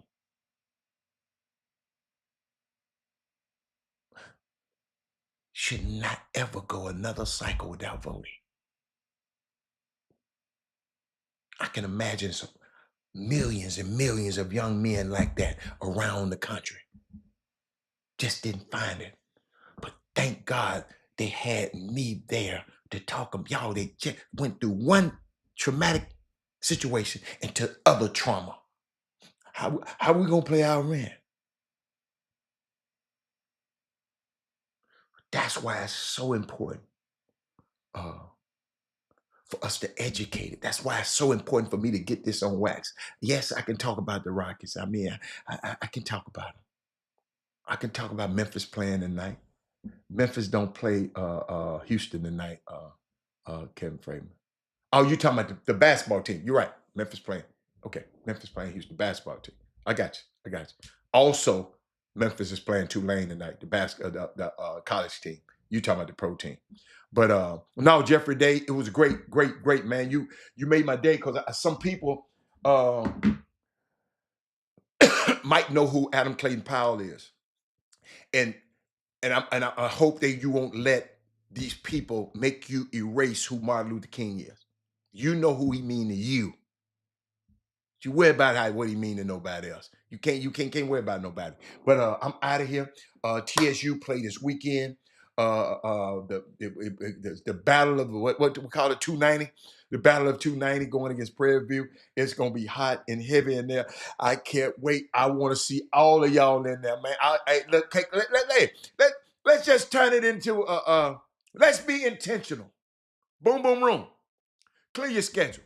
The girls' game is on at 12. The men's game, but I behoove you to get to the women's game, cause I want you to get there early. Okay. Yeah, y'all. If we talk boom boom room, man, let's invade the place. Let's invade the place on Saturday. Let's make it a boom boom boom. That's a boom boom boom reunion on Saturday. Now, if you got something to do on Saturday, okay. But let's come on. I want to see y'all out there. Okay. All right. I can't wait. Have fun. Thank you, Jeffrey Day. Jeffrey Day, you made my day. Jeffrey Day, you made my day. But I'm out of here, man, so I can get some things done. But man, this was great. I appreciate y'all. I will see y'all on Monday. I'm out. Jim Hicks, Rob Hatter, you are now tuned in to the Chop Shop. I'm Retro, let's get it. We in the Chop Shop, we live in the Chop Shop. We talking sports talk, we live in the Chop Shop. We in the Chop Shop, I'm talking sports talk. So turn your dials up, it's live in the Chop Shop. We in the Chop Shop, we live.